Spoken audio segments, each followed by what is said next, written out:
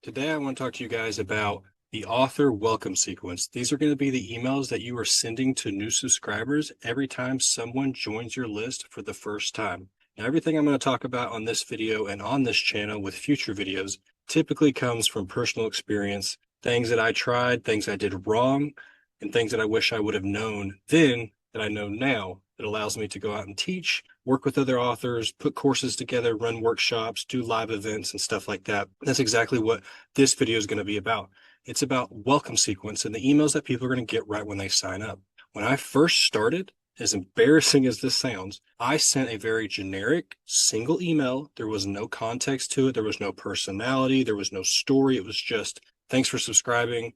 Here's my book. And then that was it. I didn't follow up with any other emails in that sequence. It wasn't even a sequence. It was one single email. It looked like a toddler could have written and sent out to anybody. And it was embarrassing. But at the end, I didn't really know that it was a problem. And it wasn't until months, maybe even a year or two later, that I figured out that wasn't how you were supposed to do it.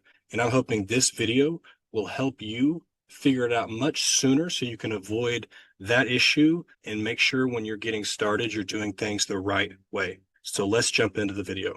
So we're going to talk about 5 essential emails that I think any author should have with their welcome sequence. Now, to be completely honest and transparent, I'm not saying these are the only 5 emails you should have. I'm not saying you should have 5 emails. If you want a sequence with 2 or 3 emails, that's absolutely fine. You can do that. That's not an issue. But when I'm talking about any kind of email that can fit into a welcome sequence, especially for authors, that's really important, that's powerful, that has a purpose behind every email that's being sent, I want to break that down into 5 specific emails. So let's start with email number 1, the personal welcome. Now, this is going to be the email they get right after they sign up. So they found your landing page, they found you on a website, whether it was your website or somewhere else. Now they're on your email list. The first email they get should go out right away.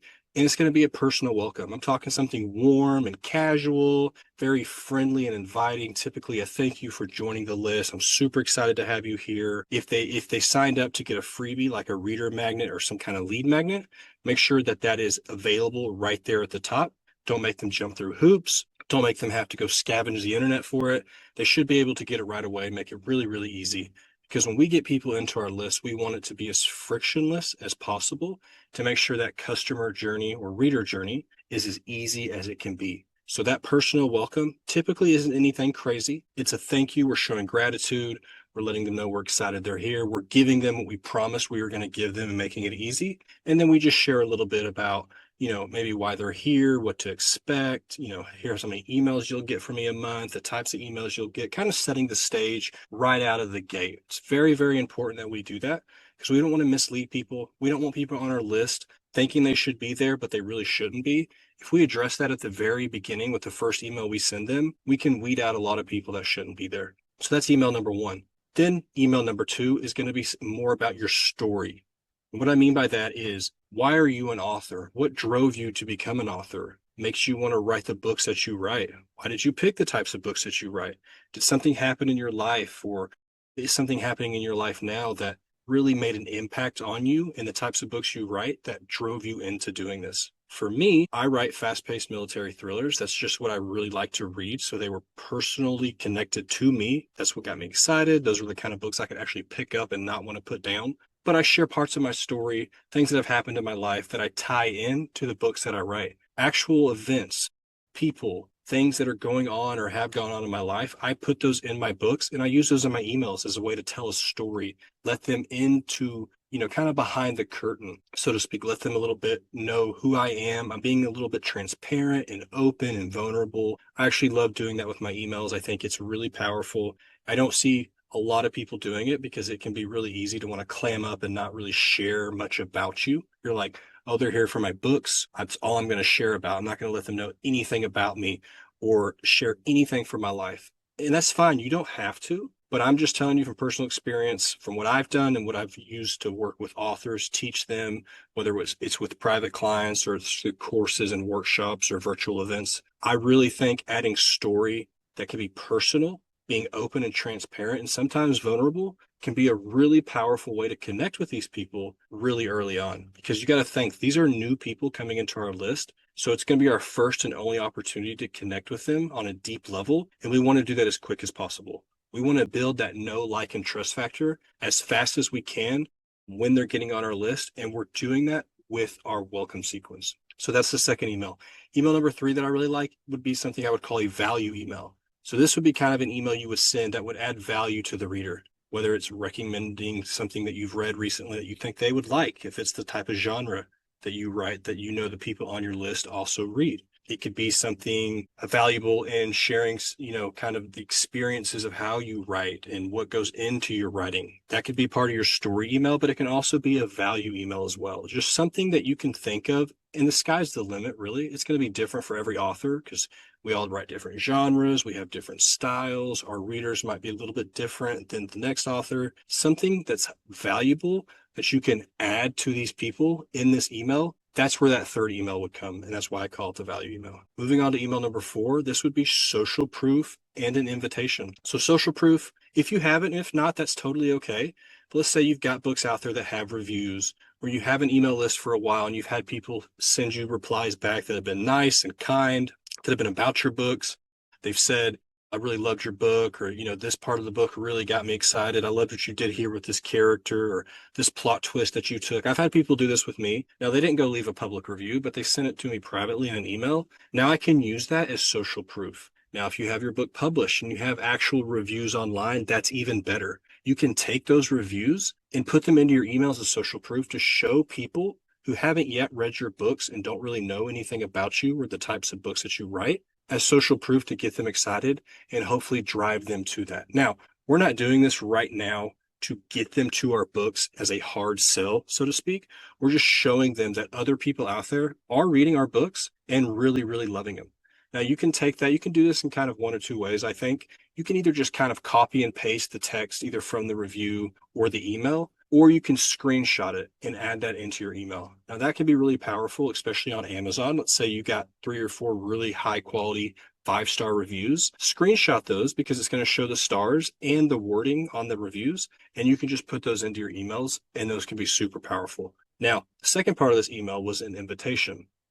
Now, when I say invitation, I don't really mean invite them to go check out your books or try to hard sell them on something. You can do that. That's totally okay. But I would typically lean towards being a little bit more gentle with it right now because they're still relatively new on our list. They probably don't know, like, and trust us all the way quite yet. So we don't want to kind of use that up front right away. So invitation could be if you have social media, invite them to follow you on social media. Invite them to reply to your email with, ask a question and invite them to reply back, which I think you should do with all your emails, by the way, because that's a super powerful way to get people to respond back to you, start building that relationship, getting the conversation going, and that just kind of compounds over time and can become really, really powerful. You can invite them to share your email with other people that they think would enjoy reading your emails and being on your list. Just inviting them to something really low hanging and there's not a lot of friction to it. You're not asking them to buy something, but it's a real gentle invitation. And it's kind of on the back end of that social proof. And that works really, really well. It's a great combination. Now, moving on to the 5th and final email that I want to talk about with an author welcome sequence. This is where we go into a soft offer. Now, I say soft offer because we're not going for the, straight for the throat right now. We're not asking them. We're not trying to hard sell them, used car salesmen, just pushing and pushing and pushing and trying to get them to buy no matter what, all hands on deck, just throw caution to the wind and get people to do what you want them to do. This is more of a soft offer. So we've done the personal welcome. We've shared a little bit about our story. We've given them a value email. We've shown them proof of our books that that people are really loving. If you don't have proof yet, don't make it up. That's not what we want to do. We want to be honest and transparent here. So only if you really have it, and make sure it's really about your book. Don't steal proof either, because that can be a big no-no as well. And then that leads into a soft offer that makes it a much easier transition. So now we can invite them to go check out our book. We can just link the book. We can link, our author page on Amazon or wherever your book is. If you have a website that you sell your books on, where they can check stuff out on, you can send that to them. You can just link something that's going to take them to your book where they can download or buy it. So soft offer is a really easy way to get people kind of excited and more aware of your books or book. If you just have one out, that's totally okay. But we're not really being pushy at this point. And we're not pushy really ever. I'm not a big pushy person. We'll get to that in another video at some point when we talk about launches and sequences and stuff like that. There are times where you get more direct with your offer and your ask. But for this, we want to be much softer with our touch because we're still building that relationship with these people. So I truly do believe if you go through these 5 emails, or just use, if you don't have a 5 email sequence or you don't want 5 emails in your welcome sequence, pick some of them that you think are really, really good and that are going to fit well for your audience.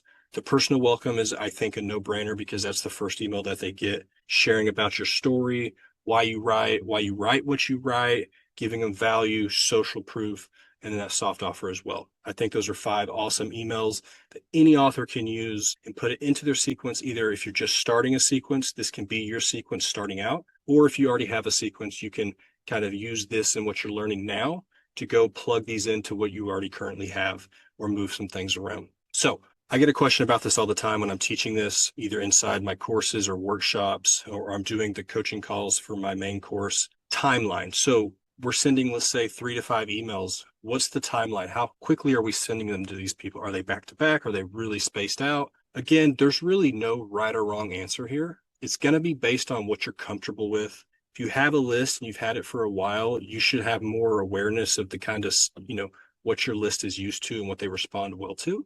Now, fiction versus nonfiction, I typically tend to see fiction being easier to lean into being more frequent with your emails, and not, or nonfiction is that way. And then fiction, it typically needs to be a little bit more laid back and not quite as frequent, if that makes sense. So the way I would look at this is there's 2 options. I'm gonna use 5 emails as an example. Email 1 would go out right away, and then your next 4 emails would go out back to back in those following days. So basically they would get 5 emails in a 5-day sequence. So getting them, let's say they sign up on a Monday, they're getting it Monday, Tuesday, Wednesday, Thursday, they're getting your final welcome email on Friday. So that takes care of it in 1 week. Now, if you think that's way too frequent, you feel like you're going to be emailing them too much, annoying your readers or bothering them, which I get all the time from people. That's a huge concern with authors, and I absolutely get it. You can space those out further apart. So maybe the first email goes out right away. To me, that's a non-negotiable. It should automatically go out right after somebody signs up with the first email. Then you could put 2 or 3 days in between those emails. So email 1 goes out, then you've got a 3-day delay. Email 2 goes out, 3-day delay, email 3, so on and so on. So now you can span that out over 2 or 3 weeks as opposed to 1 week in a 5-day span.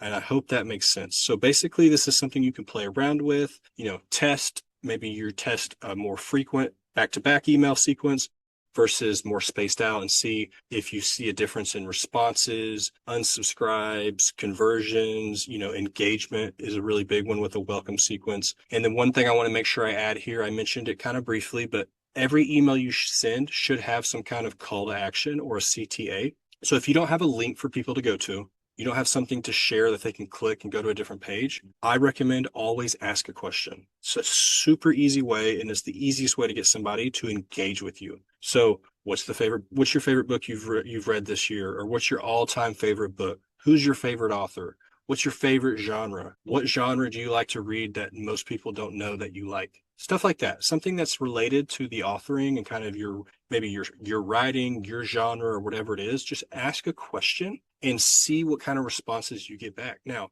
not everybody's going to respond to you. The majority of people will not respond, and that's okay. What we're trying to do is get a few people to respond to us each time, because then that builds the relationship, and then we want to make sure we reply back to them. So if they're taking the time to read your email, see your question, and reply back to it like you're asking, make sure you're replying back to them, because it's a real easy way to kind of build credibility and show them that you're a real person, that you care, that they're there, and that you're taking the time to actually read their email and respond back just like they did with you. It's reciprocity. We're showing them some value, they're showing us value, and it's a give and take. So it won't take that long. It doesn't take time. If you get 3 emails every time you send an email, it'll take you 2 minutes to respond back to these people, and it's not going to be an ongoing conversation. It's typically they read your email, respond to your question, you tell them thanks for sharing, it's really great, or I haven't read that book, or I'll have to check it out, or that's my favorite author too, or I haven't heard of that author, stuff like that. And then it stops. It's not going to be this back and forth ongoing conversation with this email thread of 30 emails. That I've been doing this for years. That never, ever happens. So do not worry about that. So that is it for the 5 emails that I want to talk about. The timelines that we talked about, you got two different options there that you can play around with. So the last thing I want to finish up here with is some common mistakes that I see authors make when it comes to their welcome sequence. So a big mistake, maybe something I would call mistake number one, is not sending a welcome email at all. Now, I've seen this done before, is somebody signs up, they're getting your freebie or they're coming to your list and they don't get any kind of email. Now, that's a big no-no because one, they're not going to think they actually signed up. They're going to think it didn't work. Or two, they signed up, they didn't get what you said they were going to get. They're on your list. They don't know you're on your list, but now they're going to totally forget about you by the next time that you email them.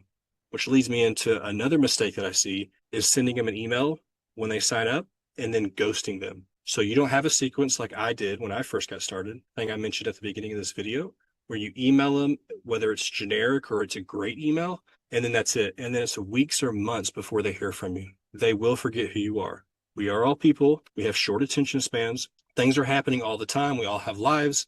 We're getting emails constantly. They're going to forget us if we're not top of mind, at least, on a relatively consistent basis. So make sure you send an email. I recommend a sequence and making sure you're staying in contact with them. Another mistake I see is after a welcome sequence, they stop emailing. So let's say you laid out your 5 emails perfectly. You've got the welcome, the story, the value, the social proof, invite, and a soft offer. And then it's 2 months before you email them again. Now, that's also a big no-no because 2 months go by, they're not going to remember you. They're going to forget who you are, why they signed up, how they even signed up on your list, because this has happened to me. I've had people respond back to me a couple of years ago where they're like, why am I like, who are you? How did I end up on your list? I never gave you my email. This is illegal. Like, you'll get all sorts of stuff back. It's going to be, some people will say not such nice things and be ugly and call you names. Don't respond to those people. Just what I do now is I just delete those people. But if they are getting angry because you did something like that, it's,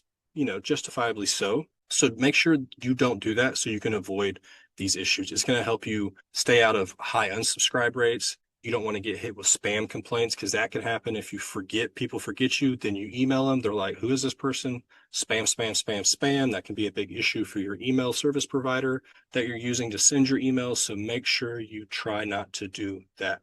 Those are 3 big, big mistakes I see all the time that I want to bring awareness to you, hopefully that you can avoid and not to either getting started or moving forward. So that's it for this video. I hope it was valuable. I hope you learned something new. We're able to take something that you can go and add into your email marketing system now, whether it's just getting started out or maybe going back and reevaluating what you're doing, tweaking some things, moving some things around, and hopefully making things better and improving them. If you have any questions or comments, all you have to do is drop those down below this video. I'll read them and respond to you as quick as I can, but I would love to hear from you guys. What kind of questions you have, comments. Is there a type of email and a welcome sequence that you use that I didn't mention? Drop that down there as well. And I'd love to see it and see if there's something that maybe I can add later on. So if you want more help, if you need more guidance, or you want more in-depth knowledge and instruction on not just your author welcome sequence, but everything email marketing, then I have a free webinar that you can watch that's on demand. So you can either watch it right now, or you can pick a date and time that fits your schedule. That makes it super, super easy. You can go through and watch that. I break down some really, really important things with email marketing, and I try to give as much value as I can. It's 100% free. You just have to sign up. It'll take you to that page. You can pick a time, watch it now, and then go through and learn more. So it's just a much more expansive version of what I did here, but we also cover different things than just the welcome sequence. And I think it's really valuable. I loved teaching it. I teach it live sometimes. I loved putting it together. People get a lot of value out of it. And if you think you want to go a little bit deeper and learn a little bit more, then I would encourage you to go down below, check that out, click that link, go sign up, and be on your way with learning a little bit more. So that's it for me. I appreciate you guys sticking around, listening to this. Again, drop a comment down below, hit like, subscribe if you're not subscribed so you can get notifications for future videos as I continue to cover all things email marketing. Thanks, and I will see you guys next time.